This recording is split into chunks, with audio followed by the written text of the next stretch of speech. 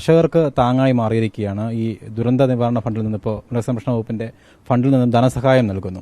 ഇതിൽ ഏറ്റവും വലിയ പ്രധാനപ്പെട്ട ഒരു ചുവടുവയ്പ് എന്ന് പറയുന്നത് സംസ്ഥാനത്ത് ആദ്യമായിട്ടാണ് പന്നി കർഷകർക്ക് ധനസഹായം നൽകുന്നു. ഇത് സംബന്ധിച്ച് എന്താണ് കൂടുതൽ വിവരങ്ങൾ? സംസ്ഥാനത്ത് ആദ്യമായിട്ടല്ല പന്നി കർഷകർക്ക് ആനുകൂല്യം കൊടുക്കുന്നത്. ദുരന്ത ഫണ്ടിൽ നിന്നും ആദ്യമായിട്ടാണെന്നാണ് അറിയാൻ കഴിഞ്ഞിട്ടുള്ളത്. ദേശീയ ദുരന്ത നിവാരണം ഞങ്ങൾക്ക് ഈ പന്നി പനി ഉണ്ടാകുമ്പോഴും പക്ഷിപ്പനി ഉണ്ടാകുമ്പോഴും കേന്ദ്ര സർക്കാരിന്റെ നിർദ്ദേശം അനുസരിച്ചിട്ടാണ് കേരളത്തിൽ ഇത് കൺഫേം ചെയ്യുന്നതെന്ന് പറഞ്ഞാൽ പന്നിപ്പനി ഉണ്ട് എന്നുള്ളത് അറിയണമെങ്കിൽ നമ്മുടെ കേന്ദ്രത്തിന്റെ അനുമതിയുള്ള ലാബിൽ തന്നെ പോകണം.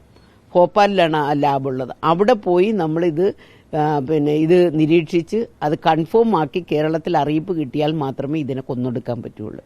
കാരണം വേറെ ഒരു നിവൃത്തിയുമില്ല, മറുമരുന്ന് കണ്ടെത്തിയിട്ടില്ല. ഇതിനോടനുബന്ധിച്ച് ഇപ്പോൾ കഴിഞ്ഞ ദിവസം തന്നെ പക്ഷിപ്പനിക്കും പന്നിപ്പനിക്കും 60% പണം നമുക്കുണ്ട്.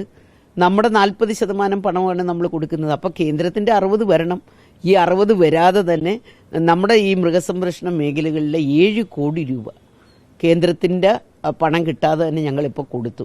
ഇനി കേന്ദ്രം ആ പണം മുഴുവൻ ഞങ്ങൾക്ക് തരണം. ഞങ്ങളിപ്പോൾ കേന്ദ്ര സർക്കാരിൽ പോയി പല പ്രാവശ്യം പോയി ഇപ്പോൾ അവസാനം ഞങ്ങൾക്ക് അത് അനുവദിച്ച് തരാം എന്നുള്ള ഉറപ്പ് പറഞ്ഞിരിക്കുകയാണ്. ഈ പശു ആയിക്കോട്ടെ, ആട്, കോഴി, അതുപോലെ തന്നെ പന്നികൾക്ക് ഇപ്പോൾ ഒരു പന്നിക്ക് 4000 രൂപയാണ് ധനസഹായം പ്രഖ്യാപിച്ചിരിക്കുന്നത്. അതുപോലെ ഈ ചെറിയ പന്നികൾക്ക് 2000 തൊട്ട് 10000 വരെ 6 മാസത്തിന് മുകളിൽ. അപ്പോൾ ഈ സാമ്പത്തികമായിട്ടുള്ള ഞെരുക്കം പൊതുവിൽ കേന്ദ്രം തരാനുള്ള വിഹിതം മൃഗസംരക്ഷണ വകുപ്പിനെയും കാര്യമായി ബാധിച്ചിട്ടുണ്ട്. കാര്യമായ നിലയിൽ ബാധിച്ചിരിക്കുക. ഞാൻ പറഞ്ഞില്ലേ, ഇപ്പോൾ കേന്ദ്രം ഞങ്ങൾക്ക് 7 കോടി രൂപയാണ് തരാനുള്ളത്. നമ്മൾ മറ്റ് ചില ഫണ്ടിൽ നിന്ന് എടുത്ത് നമ്മൾ ഇത് തൽക്കാലം കൊടുക്കും. കാരണം കർഷകരുടെ ബുദ്ധിമുട്ടും അവരുടെ ആവലാതിയും കേൾക്കുമ്പോൾ ഞങ്ങളുടെ വകുപ്പ് തീർച്ചയായിട്ടും അതെല്ലാം നല്ലതുപോലെ കേൾക്കുന്നൊരു വകുപ്പ്. അതുകൊണ്ട് കൃത്യതയോടുകൂടി ഞങ്ങൾ ഈ ഫണ്ട് ആദ്യമേ കൊടുത്തു. ഇനി കേന്ദ്രത്തിൽ നിന്ന് ഈ ഫണ്ട് വരുമ്പോൾ ഞങ്ങൾ തിരിച്ച് ഞങ്ങളുടെ ഈ ഫണ്ടിലേക്ക് റീകൂപ്പ് ചെയ്യും. ഇപ്പോൾ കേരളത്തിൽ നമുക്കറിയാം പക്ഷിപ്പനി വ്യാപകമായ നിലയിൽ വന്നു. ആലപ്പുഴ ജില്ല മുഴുവൻ അത് വ്യാപകമായ നിലയിലാണ് ഉണ്ടായിക്കൊണ്ടിരുന്നത്. അതിനെ മുഴുവൻ ഞങ്ങളിപ്പോൾ കൊന്നൊടുക്കി. അതിനെ മുഴുവനെന്ന് പറഞ്ഞാൽ ഇത് ബാധിച്ച പ്രദേശങ്ങളിലെല്ലാം അത് ഈ മേഖലയായിട്ട് തന്നെ, എന്തായാലും പക്ഷിപ്പനി മേഖലയായിട്ട് തന്നെ പ്രഖ്യാപിച്ചു. ഇപ്പോൾ കേന്ദ്ര സംഘത്തിനെ ഞങ്ങൾ അറിയിച്ചു. അവർ വന്നു, ഇവിടെ വിസിറ്റ് ചെയ്തു. അതുപോലെ നമ്മുടെ കേരളത്തിൽ ഒരു വിദഗ്ധ സംഘത്തിനെ ഞങ്ങൾ സെലക്ട് ചെയ്തു, 19 പേരുള്ള. അപ്പോൾ അവർ പോയി ഒരു വലിയ റിപ്പോർട്ട് നമ്മുടെ കേരളത്തിന് സമർപ്പിച്ച് അതിലാണ് ഈ ഡിസംബർ വരെ ഇതിനെ ബാൻ ചെയ്തുകൊണ്ടുള്ള പ്രവർത്തനം എന്ന് പറഞ്ഞാൽ ആലപ്പുഴ ജില്ലയിലേക്ക് ഇറച്ചി കൊണ്ടുവരാൻ പാടില്ല. ഇറച്ചി കൊണ്ടുവരാം, പക്ഷേ അതിന് പുറത്ത് നമ്മൾ ബങ്കുകൾ ഒരുക്കി അത് ചെയ്യാം. പക്ഷേ അവിടെ അതിനെ വളർത്താനോ കൊല്ലുവാനോ ഉള്ള അനുമതി നമ്മൾ കൊടുത്തിട്ടില്ല.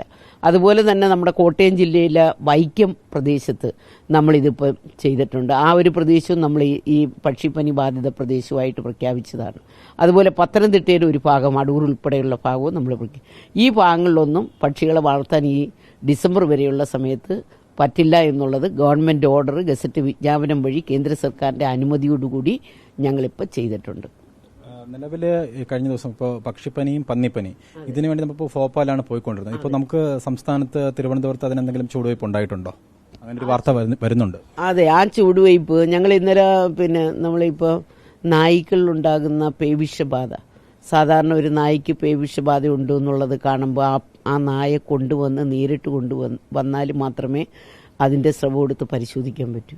ഇപ്പോൾ അതല്ല. ഇന്നലെ ഞങ്ങൾ അതിൻ്റെ ഒരു സംസ്ഥാനതല പരിപാടി നടത്തിയപ്പോൾ നമുക്ക് പാലോട് നമ്മുടെ ലാബുണ്ട്, അവരാണ് ഇതിനകത്ത് വന്നത്. അത് BSL 2-ലേക്കുള്ളതാണത്. അപ്പോൾ അതിന് ഞങ്ങൾ 3 ആക്കി ഉയർത്തുവാനുള്ള പ്രവർത്തനമാണ് ചെയ്യുന്നത്. അവിടെ ഇപ്പോൾ കണ്ടെത്തിയത് നായ്ക്കളുടെ തലച്ചോറിൽ നിന്ന് ഒരു ഭാഗം ഇങ്ങനെ ദ്വാരം ഇട്ട് ആ തലച്ചോറ് എടുത്തിട്ട് അത് മാത്രം മതി. അതിലൂടെ നമുക്ക് നായ്ക്ക് പേവിഷബാധ ഉണ്ടോ എന്ന് കണ്ടെത്തി. ഇത്രയും നാൾ അങ്ങനെയല്ല ചെയ്ത. അത്തരത്തിലുള്ള നായയെ നമ്മുടെ പ്രദേശത്തിൽ ഇതാണ് എന്നുള്ള അറിഞ്ഞാൽ അതിനെ അപ്പോഴേ അവിടെ കൊണ്ടുവന്നിട്ട് പരിശോധിക്കേണ്ടുന്ന ഒരവസ്ഥയായിരുന്നു ഉണ്ടായത്. പക്ഷേ ഇപ്പോൾ അതിൽ നിന്നും വലിയ മാറ്റം നമ്മുടെ കേരളത്തിൽ തന്നെ, ഞങ്ങളുടെ ഈ ലാബാണ് അതിൻ്റെ ഒരു പ്രത്യേക കണ്ടുപിടുത്തം ഞങ്ങളിപ്പോൾ കേരളത്തിൽ നടത്തിയിരിക്കുന്നത്. അതിനുള്ള പാലോടാണ്. അതിനുള്ള എല്ലാ പ്രവർത്തനങ്ങളും എല്ലാ ജില്ലകളിലും ഡോക്ടർമാർക്ക് പ്രത്യേക നിർദ്ദേശം കൊടുത്തുകൊണ്ട് മുന്നോട്ട് പോകാനുള്ള പ്രവർത്തനം ചെയ്യുക. അതുകൊണ്ടാണ് ഈ പക്ഷിപ്പനിയും പന്നിപ്പനിയും നമുക്ക് കേരളത്തിൽ സ്ഥിരീകരിക്കാൻ പറ്റാത്തൊരവസ്ഥ.